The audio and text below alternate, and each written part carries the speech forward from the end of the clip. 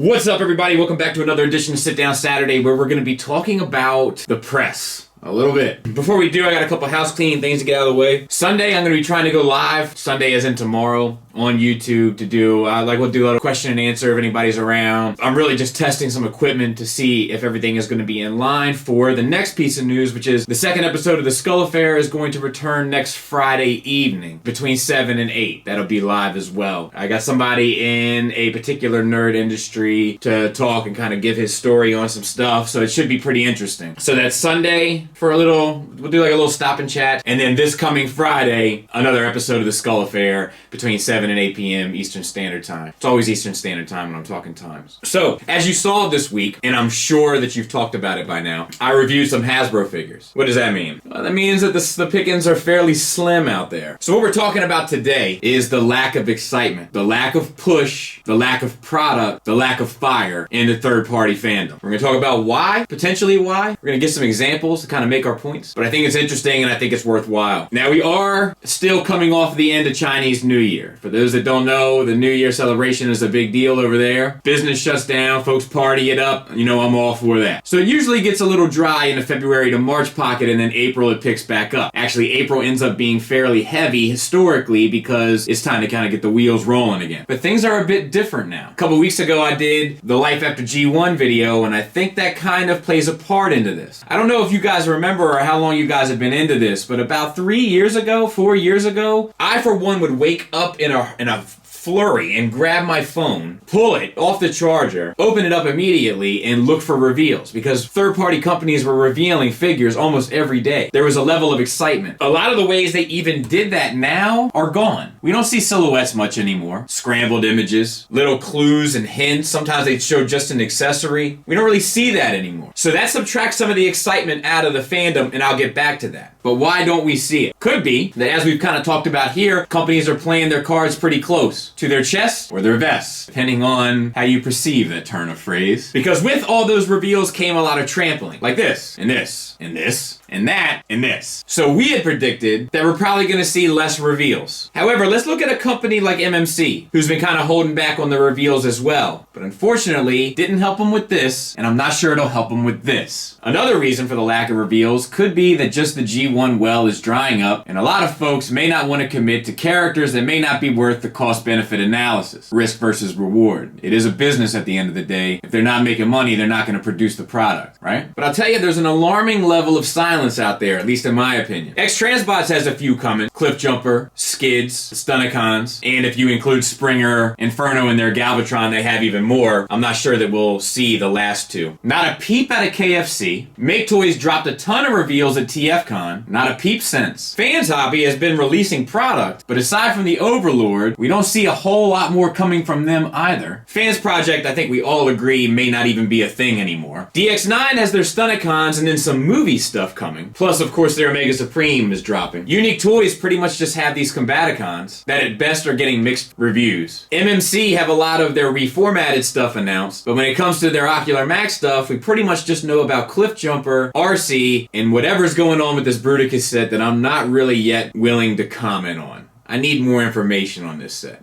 I'm not mad at it, but I need more information. But the Cliff Jumper and the Bruticus are both two more examples of them not revealing the information and maybe shooting themselves in the foot. Because you hold on to that card too long and you'll realize it's no longer in play. I believe it was once the wise country western singer Kenny Rogers that once said, "You have to know when to hold 'em, know when to fold 'em, know when to walk away. When the chips are down, you gotta count your money." I may have gotten out of hand. When you're sitting at the table. Speaking of which, somebody just said I gotta clean up my table. Why don't you relax? I got stuff going on here. You get your girl come over here and clean it up for me. Back to business. Fans Toys, on the other hand, has a lot of stuff announced. Maybe too much, because we're not getting stuff that was supposed to be out last year. Blitzwing, Trailbreaker, Hot Rod maybe? Is that even still going to be a thing? Bag Cube's been quiet. Now, they just dropped some poster with a bunch of art on it, but relatively quiet. I'm not sure that Toy World is still a thing, and if they are a thing, they're probably upset because Zeta is releasing all of their old designs with metallic decos. Zeta, on the other hand, though, is in the midst of two combiners that I'm particularly excited about. Generation Toy, Transformation, Morbitron, whatever you want to call that conglomerate, has these Protectobots coming,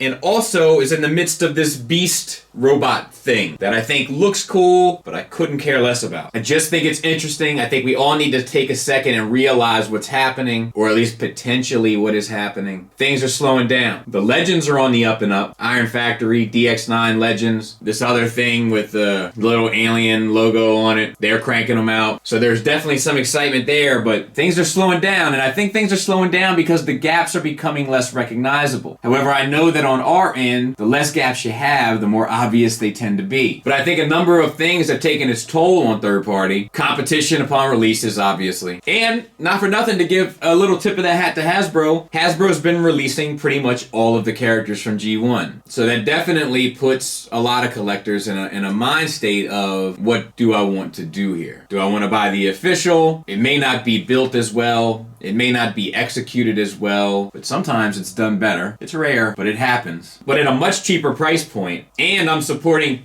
Transformers TM. Or do I want to go the third party route and deal with the issues there that are plentiful as well? I have seen recently a lot of collectors that I've known for years that were almost exclusively buying Transformers 4 years ago. A significant portion of them are now not buying Transformers really at all. An even larger proportion are at least collecting other things. Why? Because that addictive behavior of collecting, that state of consumption, of low-key hoarding, is like a beast. And you have to feed the beast. You feed the beast with excitement, hope, and product. And if we stop getting those three things, the beast will move on for a lot of us. I think we're in a transitional period. I think we need to recognize that. I'm curious, if tomorrow it all ended, would you be happy with what you have? Or would it be even that much more disappointing that you couldn't complete a wave, so to speak, or a shelf, or a season, or a series, or what have you? Shout out to Kenny Jones. He hit me up and said, what do you think about all these constant pushbacks on pre-orders? I'm tying that into this in the sense that I'm going to give my thoughts on it in two ways. In one way, if it means getting a better product, push it back. I'm a patient man. As long as I know it's coming, I can remain excited about it. I'd much rather wait an additional 6 months to a year to 2 years if it meant I'm getting a good product at $100+ than get it immediately and have a piece of junk on my hand. But I think some of the times that we're getting pushbacks on pre-orders or pushbacks on reveals and not even getting pre-orders is because the market is telling the companies this may not be a worthwhile endeavor. And that, I think, is more alarming, because if that's the case, it goes into my theory of we're seeing a transition. Now, maybe I'm off. Maybe I'm all the way off. Maybe plenty more is coming.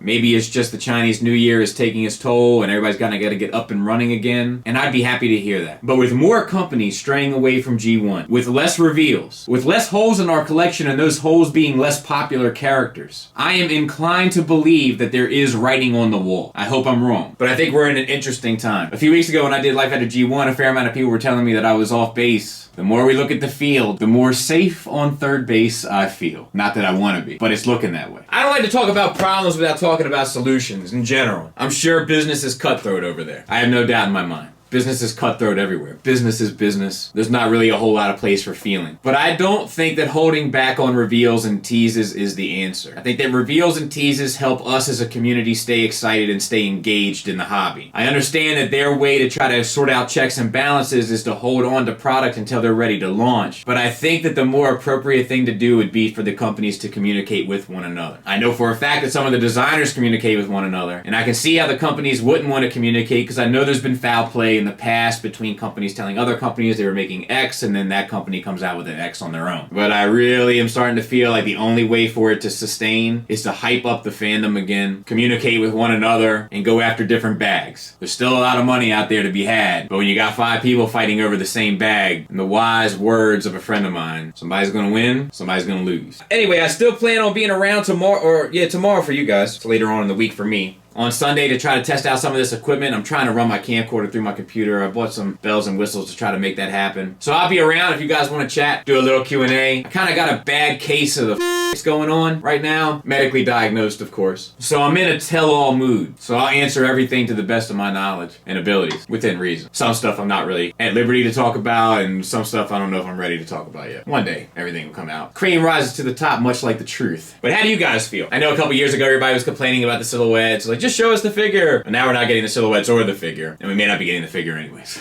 You know what I mean? So what do you guys think? Are you guys still hyped? Are you guys still feeling the passion? Or do you feel like there's been a dip off? If you do feel like there's been a dip off or a decline, what do you hold that to? I think it's to less important gaps on the shelves and less breadcrumb feeding of reveals and ideas to the fandom. But I'm interested to hear what you think. So yeah, thanks for listening. Thanks for watching. Until next time, take care.